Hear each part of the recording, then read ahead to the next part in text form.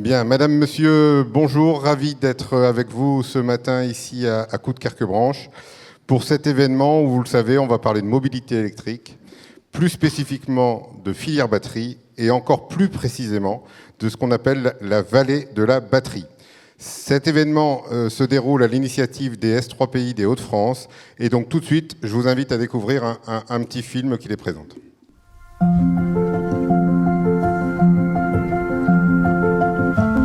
Les S3 pays ont été créés à partir des années 70 pour répondre à des préoccupations locales et faciliter le partage d'informations sur l'environnement, la pollution et les risques industriels.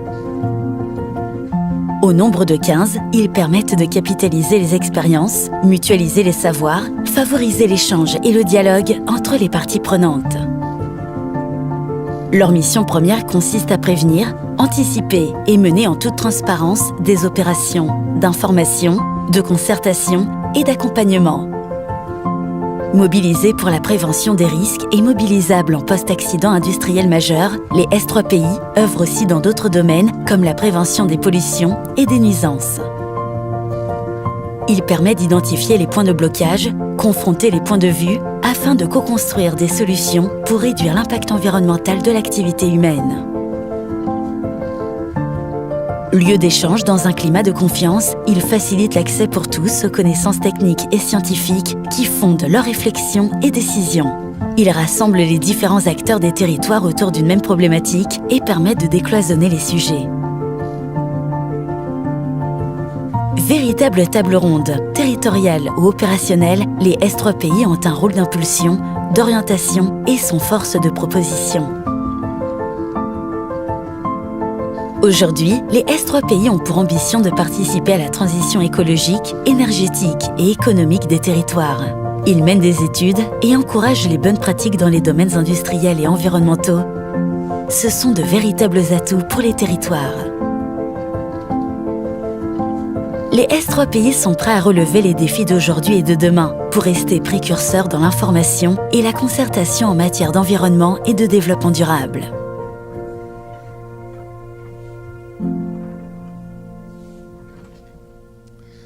Alors, pour ouvrir cette journée, j'ai le plaisir d'être accompagné par Jean-Marie Lécluse, S3 pays Artois, de Frédéric Motte, conseiller régional Hauts-de-France et président de REF3, et de David Bailleul, maire de Coudekerque-Branche, premier vice-président de la communauté urbaine de Dunkerque. Monsieur le maire, merci de nous accueillir ici à Coudekerque-Branche. Je précise qu'il y a aussi pas mal de personnes en visioconférence, qui assistent à nos débats. Merci de nous accueillir. Un mot d'abord peut-être sur votre ville, sur cette agglomération qui est particulièrement concernée par la vallée de la batterie. Votre ville l'est tout autant, puisque dans quelques minutes, nous aurons un échange avec Anthony Drugeot de Borax, qui est une des entreprises marquantes de Coudekerque-Branche. Historique, cher Frédéric Buzelet, bravo pour cette organisation. J'ai quelques minutes de retard, je ne pouvais pas me garer sur le parking de Jean Villard. Donc on doit encore travailler sur les mobilités. On aurait dû mettre plus de bus gratuits. Ça aurait été la bonne idée. Bienvenue à Coudekerque-Branche. Bienvenue dans la deuxième ville de l'agglomération dunkerquoise. Je parle en mon nom, mais également au nom du président de la communauté urbaine de Dunkerque, Patrice Vergrit, que j'excuse aujourd'hui puisque je suis son premier vice-président. C'est très important pour nous et je remercie certains des grands industriels qui ont fait le choix du Dunkerquois, tous les autres aussi bien sûr, mais le choix du Dunkerquois pour cette transition des énergies, cette transition de l'industrie, cette transition, devrais-je dire, ces transitions. Et Coudekerque-Branche est très bien placé dans ce domaine puisque nous avons une entreprise historique, la plus ancienne de la ville, 1902. Le Borax, qui elle-même est en train de vivre, l'enquête publique est terminée, est en train de vivre une partie de sa transition. J'ai été élevé derrière le Borax. C'était la transformation d'un minerai qui s'appelle la borite en composant chimique. Je ne suis pas si âgé que ça, toujours beaucoup moins que mon voisin direct. Ça se voit uniquement à la couleur de nos cheveux. Mais sans être trop âgé, je voyais déverser par une sorte de grand rail circulaire en plein air, tous les déchets du raffinage et de la transformation de la borite dans les années 80. C'était derrière chez moi. On a l'impression qu'il y avait une montagne à Coudekerque-Branche. Aujourd'hui, le site est ultra clean. Il n'y a même plus un grain de poussière dans les labos dernier cri.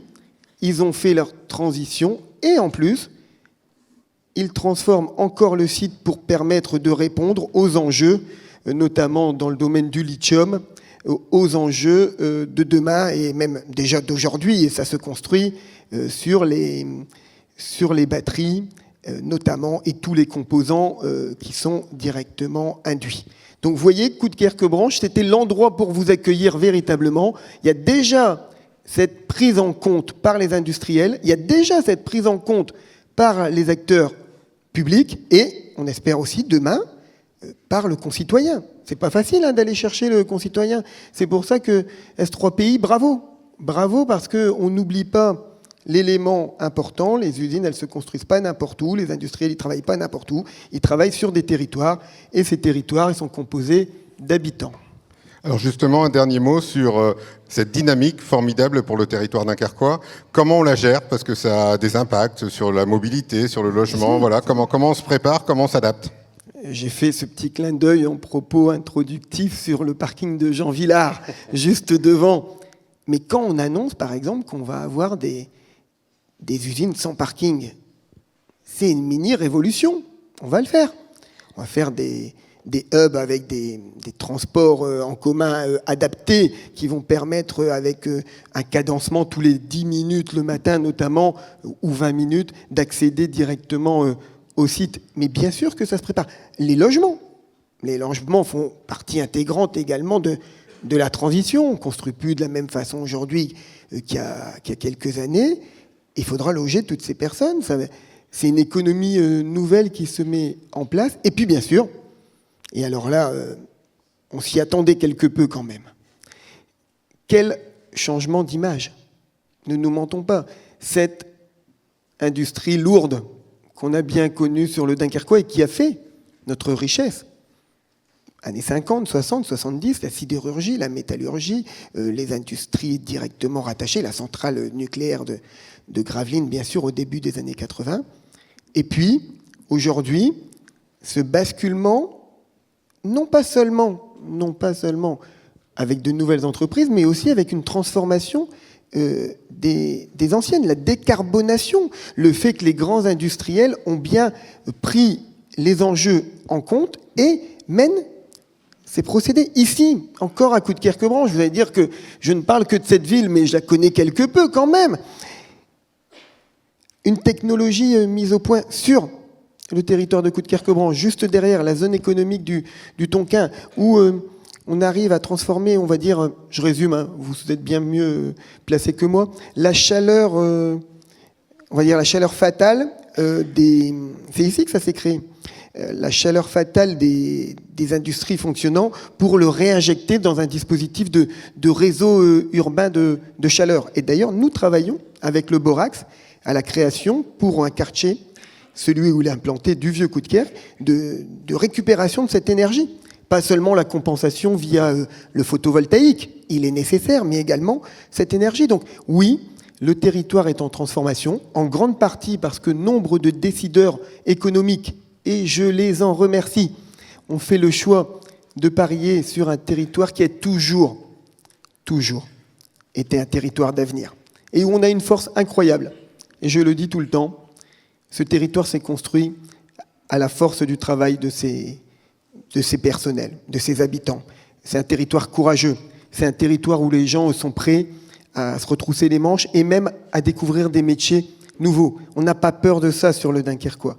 Et donc c'est vrai, comme vous le dites, cher Frédéric Buzelet, que ça se prépare, ça s'anticipe.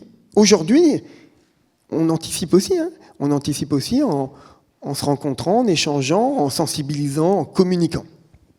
Merci beaucoup. Vous avez posé pas mal des enjeux dont nous allons parler ce matin. Frédéric, je me tourne vers vous. Le titre de cette manifestation Vallée de la batterie en Hauts-de-France déjà doit vous faire plaisir. Comment on a rendu ça possible finalement? Pourquoi cette Vallée de la batterie, elle est dans les Hauts-de-France? Je vais reprendre. Bonjour à toutes et à tous. Saluer comme les organisateurs. Chapeau de faire cette belle manifestation. Monsieur le maire de nous accueillir dans cette superbe salle avec ce bel environnement.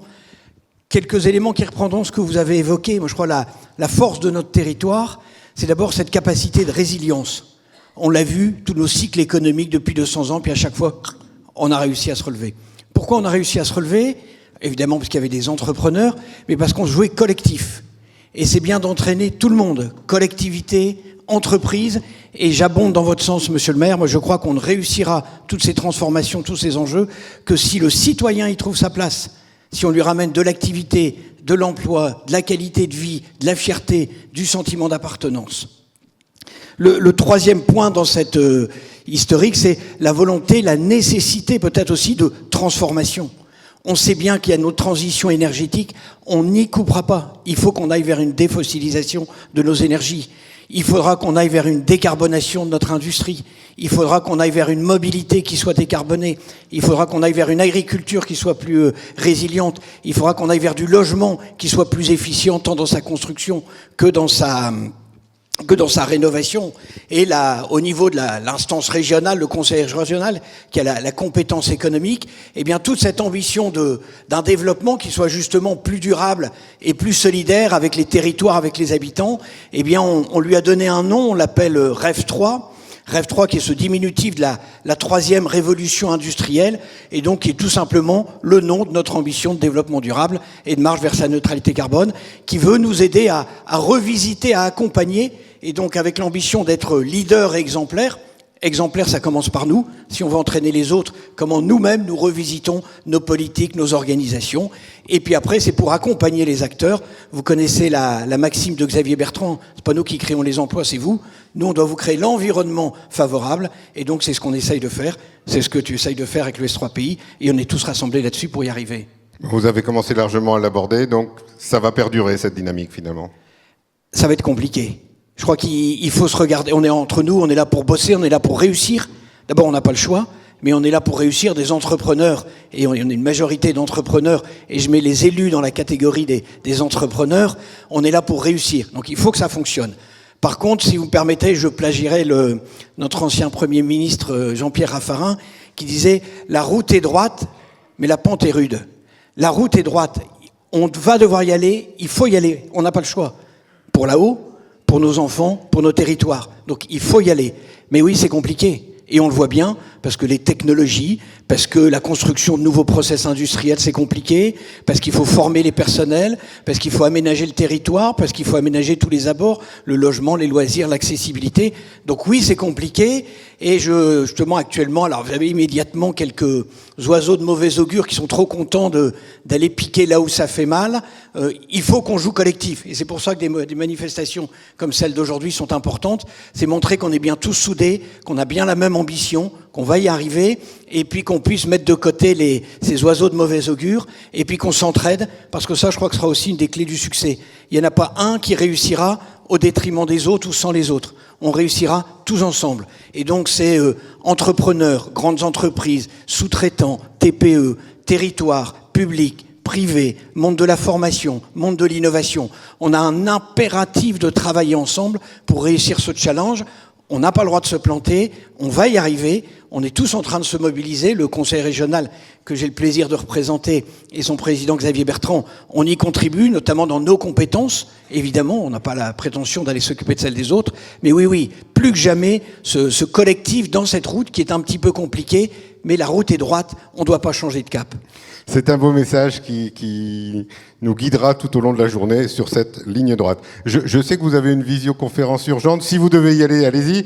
David Bayeul lui-même est sur 2 manifestations. Il nous rejoindra tout à l'heure. Il est parti inaugurer une grande surface qui se transforme juste derrière. Voilà. Faites comme chez vous si vous devez y aller. Merci beaucoup d'avoir participé.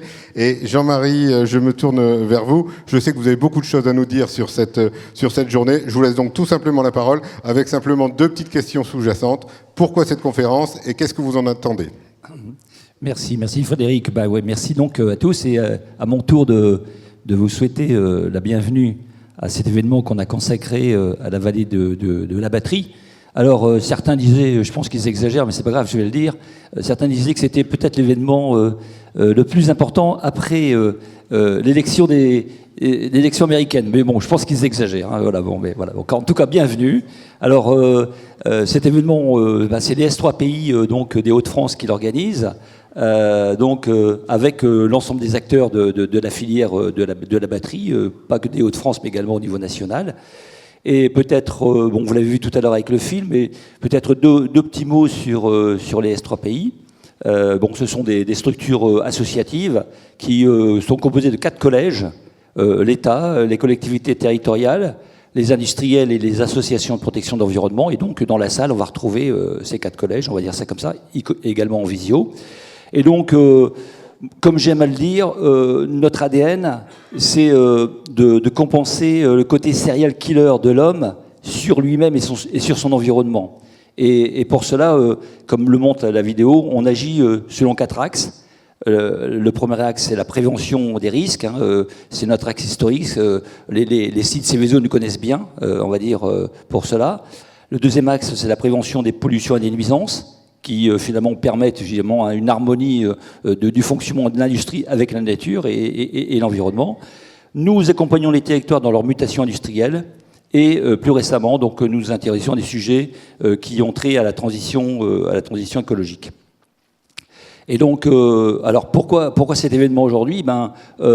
Déjà, il y a effectivement donc les territoires sont en pleine mutation, on va dire industrielle, avec notamment cette fameuse événement, cette fameuse épopée de la vallée de la vallée de la batterie. Et donc, il y a eu notamment des consultations préalables menées par la Commission nationale des débats publics. Et cette Commission nationale des débats publics nous a pointé du doigt et nous a remarqué et nous a demandé dans un certain nombre de recommandations de pouvoir, à travers notre organisation spécifique, mener une information régulière sur l'édification de cette filière de la vallée de la batterie. Et donc, bien volontiers, donc on a relevé ce défi. Et c'est pour cela que vous avez ce premier événement, après ces grandes consultations préalables, ce premier événement qui est un événement qui fait le point, on va dire, sur l'édification de cette vallée de la batterie. Alors, en termes de programme, vous allez, il apparaît donc à l'écran. On vous a prévu quelque chose de copieux, parce que la vallée de la batterie, c'est copieux, on va dire ça comme ça. Donc, on vous a prévu donc une première partie avec l'approvisionnement, les minerais, comment on va s'organiser pour apporter, on va dire, les matières premières aux gigafactories. Deuxièmement, donc on va parler des gigafactories. Nous avons 4 belles gigafactories en cours d'édification sur ce territoire. Et donc, où en sont ces gigafactories ? Comment ça se développe ? Comment se sont passées les demandes d'autorisation ? Comment se passe l'édification ? Quelles sont les premières productions, etc., etc. Donc, plein de questions que les gens se posent. Où on en est ? On posera la question aux gigafactories. L'après-midi, on se concentrera sur les infrastructures, puisque il est clair que sans infrastructure, on va dire, de recharge, la mobilité électrique ne pourra pas avoir lieu. Donc on demandera aux acteurs donc, de ces infrastructures de recharge où ils en sont, comment ça avance de leur côté. La batterie, c'est aussi les problèmes de prévention des risques, et aussi la sécurité. Comment tout ça s'organise, puisque on marche, je dirais, donc sur de nouveaux territoires. On apprend d'ailleurs en marchant, et on le verra tout à l'heure donc avec les problématiques de la table ronde sur la sécurité. Et enfin, les batteries, c'est aussi de penser à l'économie circulaire de la batterie. Donc ça va à terme générer, on va dire, des batteries en fin de vie. Comment on les gère, comment on les réutilise éventuellement, comment on les recycle. Donc c'est un sujet très important qui finalement est traité également dans cette région. Et on verra tout à l'heure, à travers une table ronde, comment nous nous organisons face à ça. Voilà donc un peu le programme qu'on a prévu au cours de cette journée. Bref, c'est quelque chose de copieux. Voilà. Et merci. Et un dernier mot sur nos participants, ici dans la salle et puis en visio également. Voilà, comment ça va se passer pour tout le monde. Alors oui, donc en termes de déjà, quand on a fait donc les invitations, on a été très très heureux de voir qu'il y a eu beaucoup de monde qui a répondu. Hein. Tout à l'heure, je parlais d'un événement international. Voilà, effectivement, donc on a réussi donc à mobiliser 550 participants. Normalement, on a autour de 300 personnes qui devraient être en présentiel. Je ne pense pas qu'il y ait 300 personnes dans la salle, mais bon, au cours de la journée, donc, on devrait voir d'autres personnes arriver. Et donc, en distanciel, nous avons également 250 personnes qui nous suivent. Et sur le plan des origines géographiques, on voit que ce n'est pas qu'un événement des Hauts-de-France, même si 75% viennent des Hauts-de-France. Nous avons également, on va dire, beaucoup de gens donc, de la France entière, et beaucoup de gens de la région parisienne. Mais voilà, toutes les régions sont représentées, voilà, et nombreux départements. Nous sommes également suivis au niveau international, et ça nous fait plaisir. Hein, voilà, on les salue hein, s'ils sont derrière leurs écrans. Donc on a la Belgique qui nous suit, la Suisse, l'Allemagne, la Grande-Bretagne, Hong Kong, l'Italie, le Japon, la Pologne, la Tunisie, Taïwan et les US. Voilà, les US, peut-être que on va influencer. Non, je blague. Hein, voilà. Bon voilà, donc c'est voilà ce qu'on peut dire. Et en termes de catégories socio-professionnelles, alors vous êtes quand même une majorité d'industriels, 49% dans la salle. Vous êtes également, les collectivités, c'est à hauteur de 16% qu'on va les retrouver donc, dans nos travaux. L'État, une petite part, on va dire que voilà, 8% de participants d'État, même si ça s'est un peu, on va dire, rattrapé à la fin des inscriptions. Au niveau des associations de protection de l'environnement, vous êtes 8%. Et enfin, autres, vous êtes 20%. On compte des bureaux d'études, des universitaires, des banques également, des journalistes, etc. Voilà j'irai donc le panorama de cette affaire. Alors, pour les gens qui sont en distanciel, peut-être quelques consignes, même si tu veux peut-être les préciser. Je les répéterai, mais on peut les donner. Donc en présentiel, en distanciel, vous êtes donc sur normalement Zoom et vous avez un onglet questions-réponses. Vous pourrez poser vos questions et vos réponses dans l'onglet questions-réponses et elles feront donc l'objet peut-être de réponses en fonction du temps que nous avons. Sinon, nous nous engageons à y apporter, on va dire, les réponses dans une seconde étape et vous les aurez, on va dire, en consultant nos sites internet, les sites des S3PI. Voilà ce que je peux dire sur cette manifestation et je rends la parole à Fred. Merci beaucoup Jean-Marie. Et puis pour conclure cette cérémonie d'ouverture, on a eu la joie, la chance, si je puis dire, d'avoir un petit message qui vous est adressé par Madame Agnès Pannier-Runacher, ministre de la Transition écologique, de l'énergie, du climat et de la prévention des risques. On l'écoute tout de suite. Bonjour à toutes, bonjour à tous. Je tenais à vous transmettre ce message pour votre événement dédié à la vallée européenne de la batterie dans les Hauts-de-France. D'abord parce que vous le savez, c'est un sujet qui me tient à cœur et que je porte de longue date au sein du gouvernement. Ensuite, parce que c'est un sujet crucial pour le territoire où je suis engagée et où je suis désormais élue. C'est un enjeu d'emploi et de création de richesses pour les habitants et les élus locaux. Lutter contre le dérèglement climatique, c'est le défi de ce siècle, vous le savez. Pour cela, notre pays dispose d'une méthode, la planification écologique, qui porte ses fruits. En 2023, nous avons baissé nos émissions de gaz à effet de serre de 5,8%. La transition écologique à laquelle je crois, elle ne se contente pas de faire baisser les émissions. Elle tâche de faire rimer cela avec réindustrialisation et création d'emplois. La transition écologique à laquelle je crois, elle est aussi populaire. Elle accompagne les Français, en particulier ceux qui travaillent dans la décarbonation des usages de leur quotidien. Et je pense évidemment à l'électrification de leur voiture. Pourquoi c'est important ? D'abord, parce que c'est bon pour le climat. L'électrification des mobilités permet de réduire nos émissions de gaz à effet de serre et de réduire notre dépendance aux énergies fossiles. Ensuite, parce que c'est bon pour le pouvoir d'achat.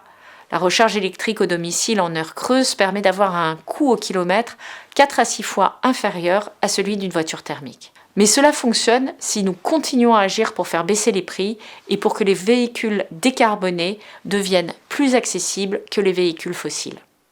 Un des points clés pour réussir l'électrification des mobilités réside dans un objet clé de la transition, celui qui nous réunit aujourd'hui, les batteries électriques. Des batteries qui doivent être toujours plus performantes et permettre d'avoir une autonomie toujours plus importante. Des batteries qui sont essentielles pour créer de la valeur sur tout leur cycle de vie. De la valeur au niveau des matières premières d'abord. Sur ce sujet, nous avons une bonne connaissance de notre dépendance sur les minéraux et métaux stratégiques. Aujourd'hui, nous agissons pour sécuriser nos approvisionnements. Notre cadre réglementaire et notre soutien financier ont même permis de faire émerger des projets d'extraction et d'exploration minière sur notre sol. Ensuite, au niveau de la production des batteries, nous créons aussi de la valeur industrielle et des emplois. Votre événement l'illustre à merveille. La première région automobile de France se prépare à accueillir 4 gigafactories de batteries. Grâce à cette vallée européenne de la batterie, nous allons pouvoir alimenter les constructeurs et contribuer à maintenir les chaînes de valeur en France et en Europe. Enfin, en fin de vie des batteries, nous encourageons l'économie circulaire pour ne pas perdre la valeur générée. Récupérer les matières premières critiques est essentiel pour réduire notre dépendance sur les approvisionnements. C'est pourquoi nous portons une stratégie d'allongement de durée de vie de ces batteries, de réutilisation et de recyclage par des boucles d'économie circulaire locale. Et nous avons la chance pour cela de détenir déjà en France des capacités industrielles de recyclage. Vous l'avez donc compris, l'avenir de la batterie électrique en France est plein de défis, mais aussi d'opportunités. Il est donc crucial de continuer de soutenir le développement de la vallée européenne de la batterie dans ce territoire des Hauts-de-France, parce que cela participe de notre transition écologique, de notre souveraineté, et parce que cela profite aux habitants de ce territoire. Alors, vous pouvez compter sur moi pour agir en ce sens. Voilà, je ne sais pas si nos travaux vont influencer les élections américaines, mais il y a de nombreux enjeux, de nombreuses opportunités, de nombreux défis. Et donc, je vous propose tout de suite d'entrer dans le vif du sujet. Et pour ça, je vais demander à Éric Vidalingue, directeur régional adjoint de l'ADEME, de me rejoindre sur scène pour commencer à rentrer, donc je le disais, dans le vif du sujet, la mobilité électrique. Je vous en prie, Éric. Éric, merci d'être avec nous. Beaucoup de personnes qui suivent cette journée le savent. Pour conduire la France vers la neutralité carbone en 2050, l'ADEME a travaillé sur différents scénarios. Et donc, je pense que, si vous le voulez bien, ma première question, ça sera que disent ces scénarios prospectifs, finalement, et notamment sur la mobilité électrique? Alors, on a construit entre 2019 et 2021, effectivement, 4 scénarios pour atteindre la neutralité carbone en France. Ce travail, c'est vraiment un travail collectif, puisque c'est une centaine d'experts qui ont contribué en interne à l'ADEME, donc des ingénieurs, des économistes, des sociologues, des spécialistes du bâtiment, de la mobilité, des sols, de l'agriculture, à construire 4 scénarios qui visent à atteindre la neutralité carbone. Ça veut dire quoi la neutralité carbone à 2050? Parce que c'est vrai, quand on dit pourquoi la mobilité électrique, en fait, c'est un peu ça la question clé. La neutralité carbone, un synonyme, c'est le zéro émission nette. C'est la déclinaison physique de l'accord de Paris, signé en 2015. Ça veut dire que si on veut stabiliser le réchauffement climatique, il faut arrêter de saturer l'atmosphère de gaz à effet de serre. Et donc concrètement, c'est-à-dire atteindre un niveau d'équilibre où on arrête de rajouter des gaz à effet de serre dans l'atmosphère. Donc c'est ça le ZEN, zéro émission nette, ou la neutralité carbone. Donc 4 scénarios, et donc c'est sur la diapo suivante, visent tous les 4 à atteindre cet objectif-là. C'est vraiment un objectif normatif. On n'est pas dans une logique de prospective du type « et si on fait ça, et si on fait ça ?» Non, on a un objectif donné. Regardons des chemins différents pour atteindre cet objectif donné. On s'est inspiré pour ces 4 scénarios adaptés à l'échelle française du rapport spécial du GIEC de 2019 qui adoptait 4 archétypes de scénarios à l'échelle mondiale. Nous, on les a transcrits à l'échelle française. Concrètement, quand on a des scénarios où on a encore beaucoup de charbon dans les scénarios du GIEC, ce n'est pas le cas en France, on est déjà sorti du charbon, il reste 2 centrales très peu utilisées, donc on ne remet pas du charbon dans le contexte français. On tient compte du fait qu'on a un parc nucléaire très présent, et on part de ce constat-là. Ces 4 scénarios, vous les voyez ici décrits avec quelques mots-clés: génération frugale, coopération territoriale, technologie verte et pari réparateur. Et en fait, donc, on a décrit les évolutions dans le bâtiment, dans le système agricole, dans l'industrie évidemment, dans la mobilité. Et quelques enseignements communs de ces scénarios sur la mobilité, c'est qu'on n'atteindra pas la neutralité carbone en France sans électrifier massivement la mobilité, et notamment la mobilité des personnes. Pour la mobilité des véhicules lourds, les choses peuvent être plus contrastées, parce qu'entre le gaz naturel, le biogaz, l'hydrogène, la mobilité électrique, il y a des solutions qui peuvent être plus diversifiées. Mais en tout cas, un des éléments, un des enseignements communs, et c'est sur la diapo suivante, un des enseignements communs de cet exercice, c'est vraiment qu'on va devoir recourir à la mobilité électrique à l'horizon 2050 de manière massive. Concrètement, ça veut dire quoi? Qu'on a à peu près 90% dans tous nos scénarios des véhicules électriques légers, donc des véhicules électriques des particuliers, qui seront électrifiés. Une fois qu'on a dit ça, on peut dire, bon ok, le résultat est le même pour tous. En fait non, il y a des choses très contrastées. Vous voyez sur la gauche là, on a des flux qui sont très différents, à la fois parce qu'on va plus covoiturer dans certains scénarios que dans d'autres, et puis parce qu'on va être moins dépendant, on va moins subir certaines mobilités dans des scénarios que dans d'autres par rapport à l'aménagement du territoire par exemple. Donc concrètement, même si pour nous on doit électrifier massivement notre parc, en fait vous voyez qu'on va atterrir dans des scénarios qui oscillent entre 20 et 40 millions de véhicules électriques à l'horizon 2050 en France. Donc en gros on a des scénarios où on poursuit une légère croissance du parc, le 40 millions de véhicules, c'est ça, hein, c'est à peu près le nombre de véhicules légers qui circulent en France aujourd'hui. 20 millions, ça veut dire qu'en gros, on a des logiques de report modal, on fait beaucoup plus de transports collectifs, beaucoup plus de vélos, on va beaucoup plus covoiturer, autopartager, et donc on a besoin de moins de véhicules. Et ça a des implications très concrètes derrière sur les batteries, évidemment, le stock de batteries dont on va avoir besoin, le renouvellement des batteries qui vont être nécessaires, et les quantités, par exemple, de minerais, de lithium, puisqu'on n'a pas regardé uniquement les consommations d'énergie et les émissions de gaz à effet de serre, on a regardé les enjeux matières et ressources associés à ces véhicules électriques. Donc je vous invite vraiment à vous plonger dans les dizaines de pages qui concernent la mobilité. Le rapport complet fait 700 pages, la mobilité c'est quelques dizaines de pages qui décrivent toutes ces hypothèses et ces résultats, mais où vous allez trouver un peu le descriptif de tous ces scénarios et les conditions d'atteinte de ces objectifs-là. Donc voilà un petit peu pourquoi la mobilité électrique, pour nous, elle est indispensable, quels que soient les chemins qu'on prenne, très techno-optimistes ou beaucoup plus axés sur la sobriété, on aura besoin de mobilité électrique. Et la bonne nouvelle, c'est que cette mobilité électrique, elle est intéressante d'un point de vue climat, elle est intéressante d'un point de vue économique, géopolitique, comme ça a été dit, puisque c'est une réduction massive de notre dépendance au pétrole, aux hydrocarbures. Et puis pour les particuliers, un véhicule électrique, ou les entreprises, le petit véhicule électrique aujourd'hui, il est déjà compétitif en coût total achat et fonctionnement. Dès lors qu'on fait des recharges à domicile, on va être à des coûts qui sont de l'ordre de 3 à 4 euros les 100 km. Donc on a déjà du véhicule électrique qui est compétitif d'un point de vue économique, quoi. Voilà quelques enseignements sur les grandes trajectoires.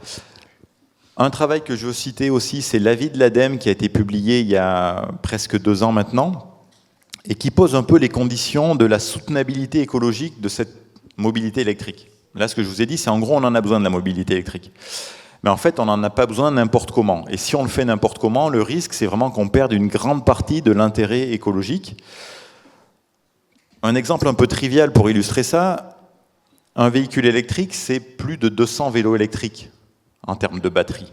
Donc vous voyez bien que soit on va choisir de faire des véhicules électriques avec des batteries potentiellement surdimensionnées, et c'est là que réside l'impact écologique quand on fait une analyse de cycle de vie. La plupart de l'impact est dans la batterie et dans le véhicule électrique. Et ça, c'est vraiment une nouveauté. Alors que dans le véhicule thermique, le véhicule à pétrole, l'impact, il est dans l'usage. Le véhicule électrique, l'impact, il est dans la fabrication. Donc c'est pour ça que la question, elle est essentielle de comment on fabrique et quel type de véhicule on fabrique. Est-ce qu'on fait un véhicule avec une batterie de 20 kWh, une batterie de 40, de 60 ou de 100 kWh? Et évidemment, l'impact est très différent selon ce que vous fabriquez. Et dans cet avis, vous trouvez les conditions qui font qu'on peut avoir des véhicules électriques qui sont toujours plus intéressants. Globalement, un véhicule électrique, c'est 2 à 3 fois moins d'émissions de gaz à effet de serre qu'un véhicule thermique. Mais si vous faites un véhicule électrique avec une grosse batterie, cette batterie elle est surdimensionnée, vous l'utilisez peu. Si vous faites que de la recharge rapide, vous contraignez très fortement le réseau, on en parlera cet après-midi. Et donc c'est pour ça que c'est important d'avoir des batteries qui sont de taille limitée, d'avoir des recharges qui sont plutôt faites à domicile, Parfois, on va faire de la recharge rapide. Ça va être mon cas aujourd'hui parce que j'ai besoin de repartir avec un véhicule électrique chargé tout à l'heure.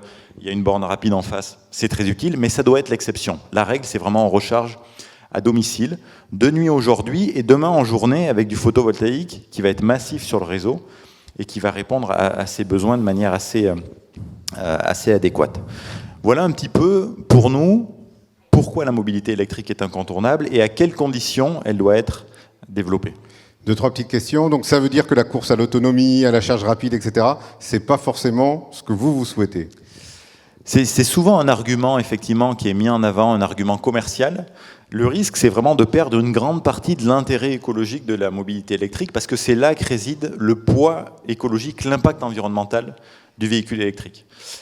Et donc, on comprend bien que si on a une batterie qui est surdimensionnée par rapport à tous nos usages, eh bien, on va payer plus cher, parce que c'est là qu'il y a la valeur ajoutée aussi du véhicule, et on va avoir un véhicule qui a un impact écologique beaucoup plus important par rapport à un véhicule avec une batterie moyenne.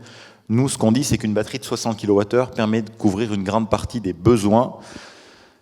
En gros, vous allez faire 300-400 km. Sur autoroute, ça veut dire que toutes les 2 heures, aujourd'hui, vous trouvez des bornes de recharge rapide. Donc même sur des usages longue distance, ça répond à ces besoins-là. Mais l'idée de dire qu'il vous faut 800 km d'autonomie, comme on vendait du véhicule thermique depuis des années, hein, en mode vous pouvez traverser la France, mais qui fait ça en fait? Qui conduit 800 km d'affilée sans s'arrêter? Je vois que personne ne lève la main, donc vous respectez tous les recommandations, 2 heures de conduite, une pause. Je veux dénoncer personne, mais j'en connais. Vous avez commencé à l'aborder, il y a la question donc des véhicules individuels. Est-ce que cette mobilité électrique, elle peut aussi servir d'autres types de mobilité, la mobilité lourde par exemple, les transports en commun, etc. Elle peut les servir, ces autres mobilités. Et probablement, le constat aujourd'hui, il est plus en faveur de la mobilité électrique, effectivement, sur les transports collectifs, sur les véhicules lourds, du type poids lourd, benne à ordures ménagères ou autres véhicules, que ce qu'on pensait il y a quelques années, où on disait ça va être de l'hydrogène, ou ça va être du gaz naturel aujourd'hui, et puis du gaz issu de méthanisation demain. En fait, on voit aujourd'hui que même sur ces usages-là, la mobilité électrique peut être compétitive, mais on a probablement quand même un panel de technologies et de motorisation qui est plus diversifié sur ces autres mobilités par rapport à des contraintes de recharge, de rapidité de recharge, d'autonomie, de puissance des véhicules. Mais les progrès techniques qu'on voit quand même sur la mobilité électrique et batterie sont quand même assez prometteurs, même sur ces usages-là. Dernière question, on est Vallée de la Batterie en Hauts-de-France. Alors, vous nous avez montré des projections nationales, y compris sur le nombre de véhicules, etc. Est-ce qu'on peut décliner finalement ces projections à l'échelle de notre région? Alors, les ordres de grandeur que je vous ai donnés, effectivement, c'est des ordres de grandeur nationaux. Mais on est en train de faire en direction régionale ici avec les acteurs de REF 3, donc la région, la CCIR, le SGAR, une déclinaison des 4 scénarios de neutralité carbone dont je vous ai parlé à l'échelle des Hauts-de-France. On l'a fait pour les sols l'an dernier, pour regarder les contraintes sur l'usage des sols liées au développement des renouvelables, à l'artificialisation, au recul du trait de côte, l'adaptation au climat, etc. Et on est en train de faire ce travail-là, donc ça c'est un peu de teasing. On est en train de faire ce travail-là, on va le terminer début 2025, et vous serez évidemment conviés, on fera une conférence de restitution où on décline ces scénarios-là, plus particulièrement sur les questions de mobilité, pour voir qu'est-ce que ça implique dans le contexte des Hauts-de-France, avec des infrastructures qui arrivent, comme le canal Seine-Nord, avec des réseaux express, comme Réseau Express Grand Lille ferroviaire qui arrivent. Donc on va publier ça début 2025 pour voir quels sont les enjeux spécifiques aux Hauts-de-France associés à la mobilité électrique. Bon, alors une véritable dernière question, Frédéric l'a abordé tout à l'heure, c'est une filière qui est nouvelle, avec de temps en temps quelques soubresauts dans le marché, on en a connu, alors de temps en temps certains s'en emparent, etc. La mobilité électrique, ça va arriver? Alors ça va arriver, et puis même si médiatiquement on a un peu l'impression qu'il y a une sorte de retour, en fait on est sur des dynamiques de croissance du parc qui étaient pas vues comme aussi dynamiques il y a quelques années. Donc on a un décollage qui est quand même vraiment intéressant. Ce qu'il faut, c'est qu'on continue à créer le cadre pour ça et avoir des politiques de soutien à l'achat, mais aussi avoir des politiques urbaines qui favorisent, comme les zones faibles émissions, le véhicule électrique, c'est ça qui va y concourir. Et un exemple qui illustre bien ça, c'est la Norvège. Aujourd'hui, en Norvège, vous avez 90% des véhicules qui sont électriques, parce que vous avez eu des politiques nationales de soutien, des politiques territoriales des collectivités qui favorisaient l'achat de véhicules électriques. Et c'est un peu la situation dans laquelle aujourd'hui on est. On a un amorçage qui est intéressant. Ce qu'il faut maintenant, c'est créer le contexte pour que la mobilité électrique soit de plus en plus intéressante pour tous. Et là-dessus, tous les acteurs, des collectivités à l'État et des industriels, dans la mise à disposition des véhicules, ont un rôle à jouer, évidemment. Merci beaucoup, merci pour tous ces éclairages. On vous applaudit.